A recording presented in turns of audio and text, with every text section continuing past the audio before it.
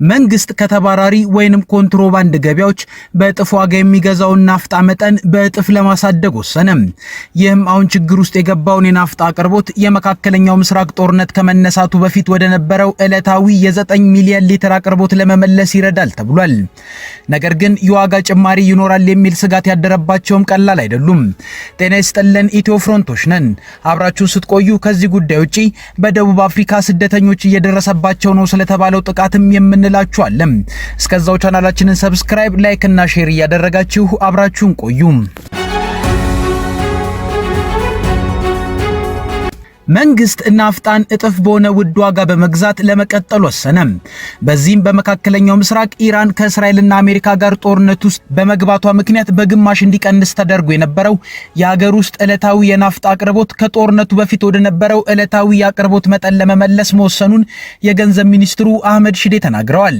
እስራኤልና አሜሪካ ከኢራን ጋር ወደ ጦርነት ከመግባታቸው በፊት ኢትዮጵያ ውስጥ ለሁሉም የኢኮኖሚ እንቅስቃሴ በዋነኝነት ጥቅም ላይ ይውል የነበረው ነጭ ናፍጣ በቀን 9 ሚሊዮን ሊትር ነበር። ሆኖም በጦርነቱ ምክንያት የሆርሙዝ ሰርጥ ተዘግቶ ኢትዮጵያ ከኩዌት ያዘዘችው ናፍጣና የአውሮፕላን ነዳጅ መምጣት ባለመቻሉ ዕለታዊ የናፍጣ አቅርቦቱ ወደ 4.5 ሚሊዮን ሊትር ዝቅ እንዲል ተደርጎ ነበር። ኢትዮጵያ ከምትጠቀመው አጠቃላይ የነዳጅ ምርቶች ናፍጣ ብቻውን 62 በመቶውን ይዛል። ስለሆነም በዚህ የነዳጅ አይነት ላይ ያጋጠመው ከፍተኛ እጥረት ኢኮኖሚውን ስላናጋው ይመስላል መንግስት በግማሽ ቀንሶት የነበረውን ዕለታዊ የናፍጣ አቅርቦትን የመካከለኛው ምስራቅ ጦርነት ከመጀመሩ በፊት ወደ ነበረው ወደ 9 ሚሊዮን ሊትር እንዲመለስ ይወሰነው። ከዛሬ ቀን ጀምሮ የናፍጣ አቅርቦት ከጦርነቱ በፊት ወደ ነበረበት እንዲመለስ በመንግስት ተወስኗል።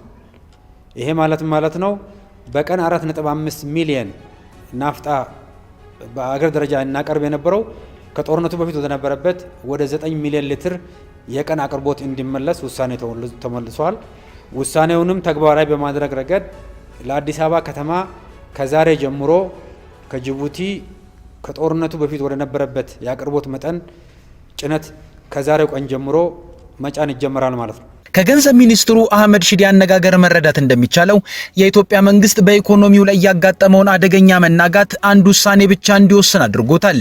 እሱም ናፍጣን እጅግ ውድ በሆነ ዋጋ ማስገባቱን መቀጠልና ከስካውኑም መጠኑን በእጥፍ ማሳደግ።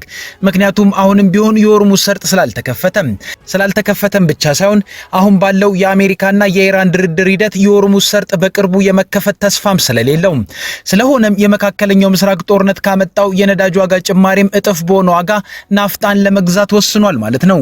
በመካከለኛው ምስራቅ ኢራን ከአሜሪካና እስራኤል ጋር ጦርነቱ ስትገባ ኢትዮጵያ ከኩዌት 180,000 ሜትሪክ ቶን ነዳጅን ገዝታ በ3 መርከብ አስጭና እያስመጣች ነበር። ከዚህ ውስጥ 120,000 ሜትሪክ ቶን ነዳጁ ናፍጣ ነበር።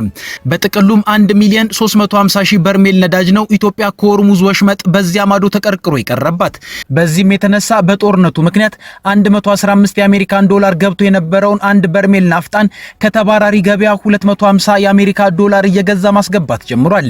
በዚህ መልኩ የሚገባው ናፍጣ በጣም ውድ ከመሆኑ የተነሳም መንግስት ዕለታዊውን የናፍጣ አቅርቦትን ከ9 ሚሊዮን ሊትር ወደ 4.5 ሚሊዮን ሊትር በማድረግ በግማሽ እንዲቀንስ አድርጎታል።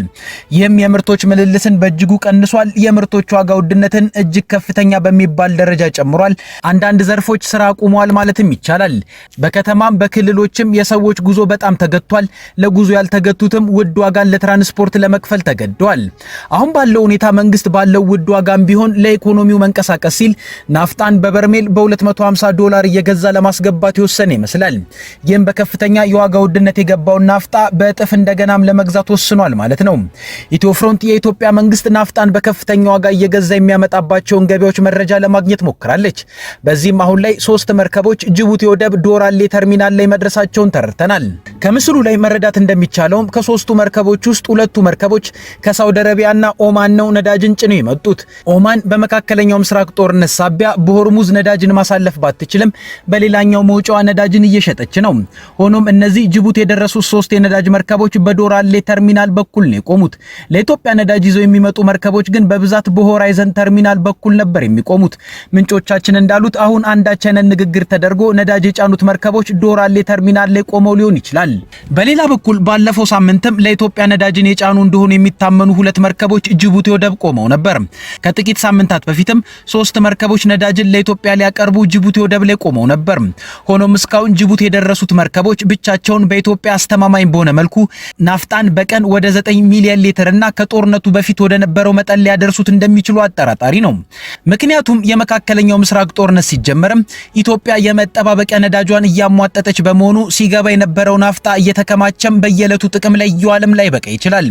ስለዚህም መንግስት ዕለታዊ የናፍጣ አቅርቦትን ከጦርነቱ በፊት ወደ ነበረው 9 ሚሊዮን ሊትር ለማድረስ ሲያስብ ከዚህ በኋላም በውድ ዋጋ የሚገዛውን ታሳቢ በማድረግ ነው። መንግስት አቅርቦቱን ለማሻሻል ማሰቡ መልካም ቢሆንም የዋጋ ውድነቱ ላይ ግን ለውጥ የሚመጣ አይመስልም። በሌላ በኩል የገንዘብ ሚኒስትሩ አህመድ ሺዴ ስለ ናፍጣ ዕለታዊ አቅርቦት ከጦርነቱ በፊት ወደ ነበረው መመለሱ መግለጫን ሲሰጡ መንግስት ከፍተኛ ድጎማ እያደረገ ነው የሚለውን ደጋግመው ተናግረዋል። ችግሩ ድጎማ መደረጉን ደጋግመው መናገራቸው ሳይሆን መንግስት ከጦርነቱ በኋላ የመጣውን የነዳጅ ዋጋ ውድነትን ለመደጎም ሙሉ ወጪውን እንደቻለና ይህም ዋጋ ወደ ህዝቡ እንዳልወረደ የተናገሩት ነው። በዚህም የነጭ ናፍጣ ዋጋ በጦርነቱ ምክንያት ተጨማሪ ዋጋ ወደ ህዝቡ አልተላለፈም። ይሄ ባለመተላለፉ ምክንያት በየወሩ ከነበረው ድጎማ በተጨማሪ በሁሉም የነዳጅ አይነቶች ማለት ነው ከጦርነቱ በፊት ከነበረው ድጎማ በተጨማሪ በየወሩ 20 ቢሊዮን አዲስ ድጎማ መንግስት እየከፈለ ይገኛል ማለት ነው። ይሄ ማለት እጥረቱም እንዳለ ሆኖ መንግስት በከፍተኛ ደረጃ ድጎማ እያደረገ መሆኑ የሚያሳይ ነው። እዚህ ጋር የገንዘብ ሚኒስትሩ የተናገሩት ነገር ቀድሞ ከተሰጠው መረጃ ጋር የሚጣረስ ይመስላል። የንግድና ቀጠናዊ ትስስር ሚኒስቴር ከሳምንታት በፊት ባወጣው መግለጫ አሁን ያለው የነዳጅ ችርቻሮ ዋጋ የተተመነው መንግስት ከተባራሪ ገበያ ነዳጅን በውድ ዋጋ እየገዛ በመሆኑ ያደረገውንም ድጎማ 270 ቢሊዮን ብር ስላደረሰው ይህም በመንግስት ላይ ጫና ስላደረሰ ዋጋ ጭማሪ መደረጉን መግለጫው ጠቅሷል። በምስሉ ላይ የሚታየው መግለጫም ይህንኑ ነው የሚያሳየው።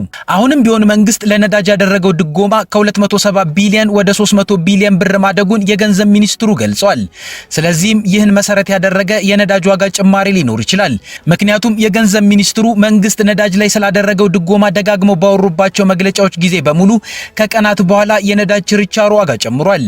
በዛሬው መግለጫቸውም ይህን የድጎማ ነገር ደጋግመው አጥብቀው ገልጸውታል። በደቡብ አፍሪካ ከተማ ፕሪቶሪያ የሚኖሩ አፍሪካውያን ስደተኞች ጸረ ስደተኛ ሰልፍ በሚካሄድበት ወቅት ጥቃት እንዳይደርስባቸው ከፍተኛ ጥንቃቄ እንዲያደርጉ ተነገራቸው። በደቡብ አፍሪካ መጤጠል የሆኑ ግለሰቦች በሚያደርሱት ጥቃት የተለያዩ የአፍሪካ ሀገራት ዜጎች መገደላቸው ተዘግቧል። የጋና ከፍተኛ ኮሚሽን በደቡብ አፍሪካ የሚኖሩ ዜጎቹ ሱቆቻቸውን እንዲዘጉና ትኩረት ላለመሳብ እንዲሞክሩ አስጠንቅቋል። በደቡብ አፍሪካ የሚኖሩ ናይጄሪያውያን ማህበር ደግሞ አባላቱ ቤታቸው እንዲቀመጡ የሚገልጽ መልእክትን አስተላልፏል። በጆሃንስበርግ ረቡዕ ዕለት በሀገሪቱ የሚገኙ ስደተኞችን የሚቃወሙ ሰልፎች ይደረጋሉ። በደቡብ አፍሪካ ከቅርብ ዓመታት ወዲህ የህገ ወጥ ስደተኞች ጉዳይ የፖለቲካ መሳሪያ እየሆነ መጥቷል። የተወሰኑ ተቃዋሚዎች የውጭ ሀገራት ዜጎች ስራዎችን እያሳጣን ነው፣ እንዲሁም ፍትሐዊ ባልሆነ ሁኔታ ከህዝብ አገልግሎት ተጠቃሚ እየሆኑ ነው ሲሉ ይወነጅላሉ። ነገር ግን ፕሬዝዳንት ሲሪል ራማፎዛ ዜጎች ፍርሃታቸውንና ጭንቀታቸውን ሌሎች አፍሪካዊ ወንድሞቻቸውን ወደ መጥላት እንዳያድግ አስጠንቅቀዋል። ሲሪል ራማፎዛ በሀገሪቱ የነጻነት ቀን ላይ ባደረጉት ንግግር በቅርቡ በውጭ ዜጎች ላይ የደረሰውን ጥቃት አውግዘው ሌሎች አፍሪካውያን በአፓርታይድ ትግል ወቅት ያደረጉልንን ድጋፍ መርሳት የለብንም ብለዋል። ማክሰኞ ዕለት በመቶዎች የሚቆጠሩ ስደተኛ ተቃዋሚ ሰልፈኞች በፕሪቶሪያ አደባባይ በመውጣት ተቃውሟቸውን አሰምተዋል። የተወሰኑ ሰልፈኞች መፈክሮች የተጻፉባቸው ቲሸርት የለበሱ ሲሆን ሌሎች ደግሞ በእጃቸው መፈክር ይዘው ተቃውሟቸውን ገልጸዋል። አንድ የተቃውሞ ሰልፈኛ ለቢቢሲ የህገ ወጥ ስደተኞች መጨመር አደባባይ እንዲወጣ እንዳደረገው ገልጾ ፖለቲከኞች ይህንን በሚመለከት ምንም እያደረጉ አይደለም ብሏል። አሁን ሁል ጊዜም ስንናገር የነበረውን በማህበረሰባችን ውስጥ ህገወጥ ስደተኞች ትልቁ ችግር ናቸው እያለን የምንናገረውን የሚደግፍ ድምጽ ስላለ እናመሰግናለን በማለት ሰልፉን ያዘጋጀውን ማርች ኤንድ ማርች አመስግኗል። ከዚህ ቀደም ህገወጥ ስደተኞችን በመቃወም የተደረጉ ሰልፎች ወደ አመጽ አምርተው በርካታ ስደተኞች ተጎድተዋል። በዚህም የተነሳ ሰልፈኞች ለአደጋ ተጋላጭ የሆኑ ማህበረሰቦችን እንዲከላከሉና ሰላማዊ እንዲሆኑ ተጠይቋል። ደቡብ አፍሪካ ከ2 ዓመት በፊት ባደረገችው የህዝብ ቆጠራ ቆጠራ መሰረት ቢያንስ 2.4 ሚሊዮን ከሌሎች ሀገራት የመጡ ስደተኞች አሏት። ከነዚህም ውስጥ ከፍተኛውን ቁጥር የያዙት ከጎረቤት ሀገር ዚምባብዌ ቢሆኑም ከኢትዮጵያ፣ ከዲሞክራቲክ ኮንጎ፣ ከሶማሊያ፣ ከባንግላዴሽና ከሌሴቶ የመጡ ስደተኞች ቁጥር በርካታ ነው። ከተለያዩ የአፍሪካ ሀገራት የተሻለ ስራና ኑሮ ፈልገው የሄዱ ስደተኞች 62 ሚሊዮን ህዝብ ካላት ደቡብ አፍሪካ አንጻር ሲሰላ 3 በመቶ ናቸው። ሆኖም በደቡብ አፍሪካ የሚኖሩ በርካታ ስደተኞች ስራና የተለያዩ እድሎችን ተሻምተውናል በሚሉ መጤጠል ዜኖፎቢክ የሀገሪቱ ዜጎች ጥቃቶች ያጋጥማሉ። በተለይም ኢትዮጵያን ጨምሮ ከሌሎች አፍሪካ ሀገራት የመጡ ስደተኞች ግድያ፣ ዝርፊያና የንብረት ውድመቶች አጋጥሟቸዋል። የጋና የዲፕሎማቲክ ሚሽን ለዜጎቹ የተቃውሞ ሰልፎች በሚካሄዱበት ወቅት ለደህንነታቸው ከፍተኛ ቅድሚያ እንዲሰጡና የጥንቃቄ እርምጃ እንዲወስዱ መክሯል። ማክሰኞ ዕለት የወጣው ይህ ማሳሰቢያ ሱቅ ያላቸው ግለሰቦች ሱቆቻቸውን እንዲዘጉ፣ ሰልፎች ከሚካሄዱባቸው አካባቢዎች እንዲርቁና ግጭቶችን ሊያባብሱ ስለሚችሉ በአደባባይ ከመሰብሰብ እንዲታቀቡ ይገልጻል። በደቡብ አፍሪካ የሚኖሩ ናይጄሪያውያን ማህበርም በተመሳሳይ ለአባላቱ ሱቃቸውን እንዲዘጉ፣ በቤታቸው እንዲቀመጡ፣ ወደ ውጭ እንዳይወጡም አስጠንቅቋል። የተባበሩት መንግስታት ድርጅት ዋና ጸሐፊ አንቶኒዮ ጉቴሬስ በደቡብ አፍሪካ የታየውን መጤጠል እንቅስቃሴ አውግዘው አመጽን ለማነሳሳት ማህበራዊና ኢኮኖሚያዊ ሁኔታዎችን በሚጠቀሙ ግለሰቦች የተፈጸሙ የወንጀል ድርጊቶች ሲሉ ገልጸዋል። የተባበሩት መንግስታት ድርጅት ኃላፊ በመጤጠሎች የሚፈጸሙ ጥቃቶች፣ ትንኮሳዎችና የማስፈራራት ድርጊቶችን በሚመለከቱ የሚወጡ ዘገባዎች እንዳሳሰባቸውም ተናግረዋል። አመጽ፣ ጥቃትና ሁሉም የጥላቻ እንቅስቃሴዎች ሁሉን አቀፍ በሆነ ዲሞክራሲያዊ ማህበረሰብ ውስጥ ቦታ የላቸውም ሲሉም ተናግረዋል። 33 በመቶ የሆነ ስራ አጥ ዜጎች ባሏት በደቡብ አፍሪካ ከ10 ዓመታት በላይ መጤጠል ሊሆኑ እንቅስቃሴዎች ሲካሄዱ ቆይተዋል። በቅርብ ዓመታት ወዲህ ማርች ኤንድ ማርችና ኦፕሬሽን ዱዱላ የተሰኙ ቡድኖች በአገሪቱ የሚገኙ ስደተኞችን በመቃወም ሰልፎችን አካሂደዋል። ዘገባውን የወሰድነው ከቢቢሲ ነው።